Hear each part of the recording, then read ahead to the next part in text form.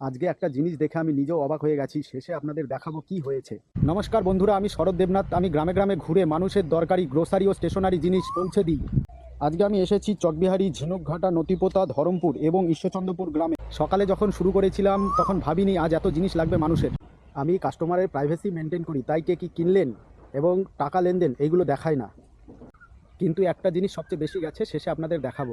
আজকে অনেকেই নিয়েছেন জিরে, ডাল, সাবান, এই জিনিসগুলো সব সময় লাগে। কিন্তু এগুলোর মধ্যে একটা জিনিস আজকে